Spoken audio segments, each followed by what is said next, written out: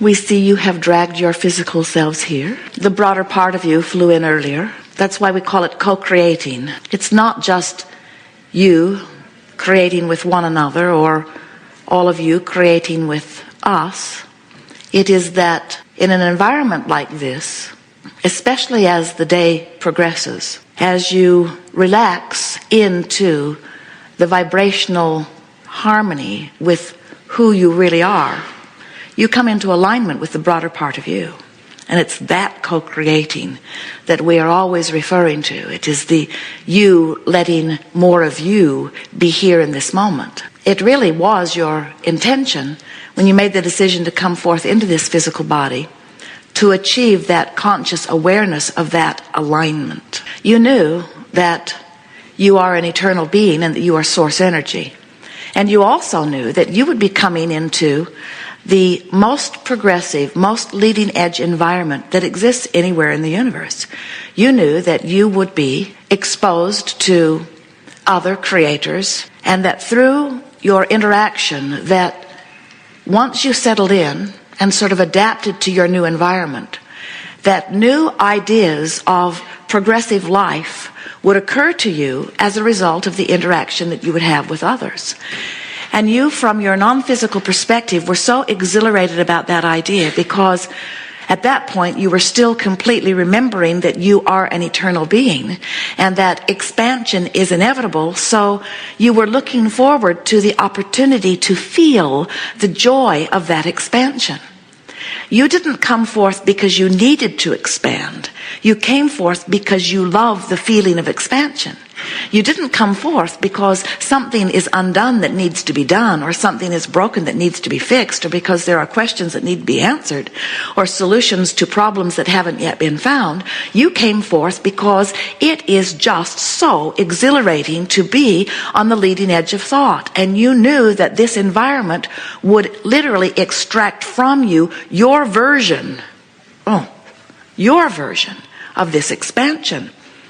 Do you hear that? Your version of this expansion, which means your version matters. Your version is important. Your version is valid. So you said, I know I am non-physical energy. And at that point, you remembered the eternal nature of your being.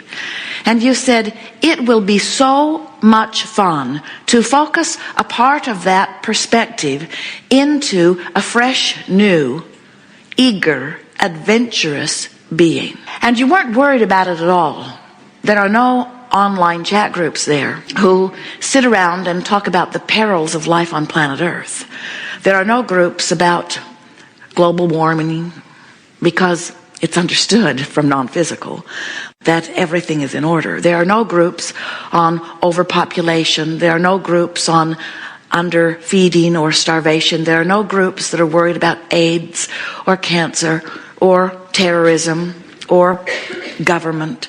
There are no groups that are gathering about any of those things, because from the non-physical perspective, the well-being is so understood as dominant. And so you felt no risk whatsoever at coming forth, and not one of you said, I hope when I get there I'm able to find some book that somebody wrote about how to live life when I get there. I hope that Bible's still around, or I hope I can find Ask and It Is Given. You don't say any of those things, because you are so knowing of the guidance system that is within you, and you know that when you get here into this body, that your observation of things, your awareness of things, that whatever you focus upon is going to cause an activation of a vibration within you. But you know that that activation of that vibration is going to play off of the vibration of who you really are, and you know you'll always be able to know the vibrational relationship between the thought that you're thinking in your body and your broader view of it. In other words, you know you won't lose your way. You know that if you find something to love, that you'll feel the harmony of your source loving with you. And that if you find something to hate, that you'll feel the disharmony of your source. Not that your source is punishing you or shaking its finger at you or saying that there is something inappropriate, but you know that when you find something to hate in your physical form, you will activate a vibration that will keep you from being completely integrated with the vibrational nature of who you really are. In other words, you know that that hatred is a divergence or a diversion from who you really are.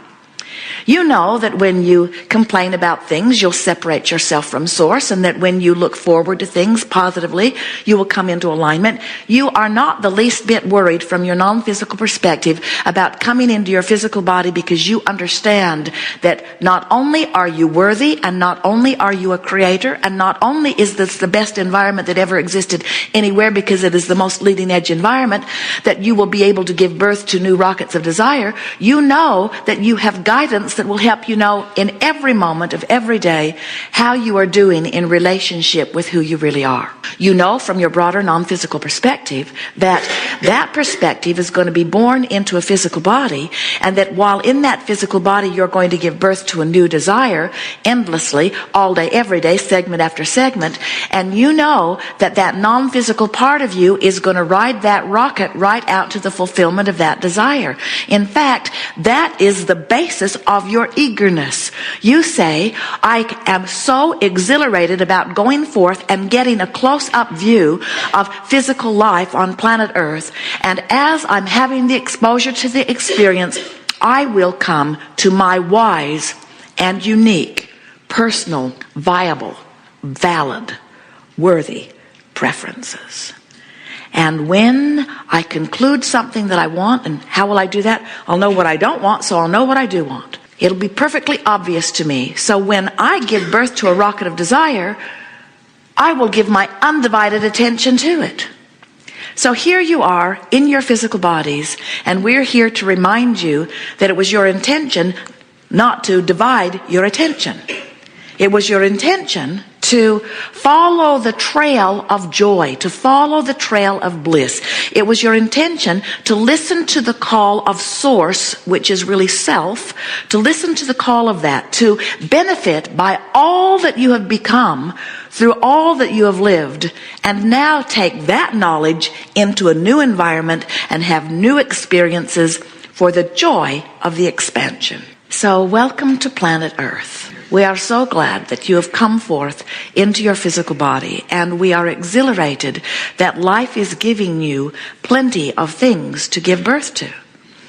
We want you to feel with us, and many of you don't really quite understand this part of it. We know that most of you are understanding that you are this non-physical energy before you come into this body. But there are so many humans that don't get it, that that non-physical part of you still remains the dominant part of that which you are, even though you're here in this physical body. People want to make it either or. They want to be dead or alive. And we promise you, we are as dead as it gets. So when you understand that you have come forth into these physical bodies from this framework of eternal life, and that you are focused here in this leading edge environment for the express purpose of expressing your opinion. I haven't put it quite that way before. Humans are so ready to say, here I am, I'm little and new and dumb. So I'll ask the other humans who got here first, and we say, not a particularly good idea, because they got more separated the longer they were here in most cases from who they really are. Or you say, I will try to see if I can find some book that has been written by somebody who everybody agrees is really smart, who lived a long time ago and wrote it all down. And we say, from your broader non-physical perspective, that is humorous. Because from your broader non-physical perspective, what you say is, I am the culmination of all that has been lived. And the wisdom that I hold is real and valid and available to you. So why you dig up something that somebody has written, that was written in answer to questions that were being asked a long time ago, not written in response to questions that are being asked today, when you have valid guidance within you, specifically tailored to answer what you are about right here and now. And that really is what we are here to remind you about. We call this gathering the art of allowing, and that's really what it means. The art of consciously, deliberately allowing myself vibrational alignment with broader perspective. So you get the sense that, as with any guidance system, the one in your car, The system knows where you are. You program in your desired destination, and then the system calculates the route and tells you how to get from there to there. Your guidance system, your emotional guidance system, operates the same way. You come forth into your physical experience, and life causes you to ask for something more, which the non-physical part of you immediately becomes one with and offers a powerful, non-diluted, unresisted, relentless, never-ending, eternal, powerful, strong beacon of light or vibration in order for you to know that which you have become. So when you don't have enough money, you want more money, and the source part of you becomes it vibrationally, just like this earth was vibration before it was form.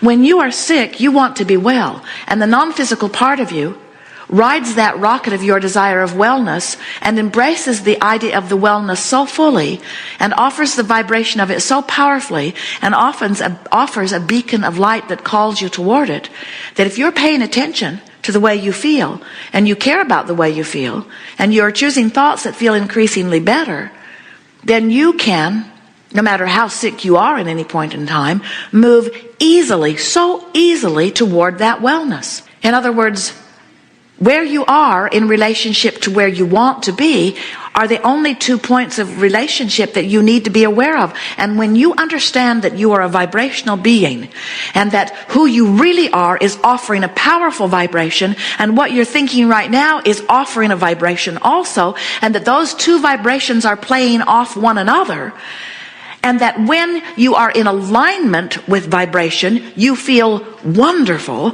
and when you're out of alignment of vibration, you feel awful, that's not hard to understand, is it?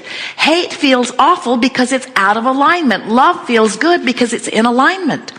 Pessimism doesn't feel good because it's out of alignment. Optimism feels much better because it's closer to alignment. Believing is much closer to alignment than doubting. Hating someone is really out of alignment. Being afraid is really out of alignment. Talk about a feeling of powerlessness. So the further out of alignment you are, the more you are perceiving your powerlessness, and the more in alignment you are, the more you are perceiving your power. And it is literally that way, because when you are in alignment, you are all powerful. When you're in alignment, you are offering a combined signal between your conscious thinking mind and that which the broader part of you, which you might call God, we call all that is, source, energy, inner being, doesn't matter what you call it. It's the you that is really you. It is the dominant you. It is the big, bold, big, eternal part of you. When you come into alignment with that, you are powerful in your influence.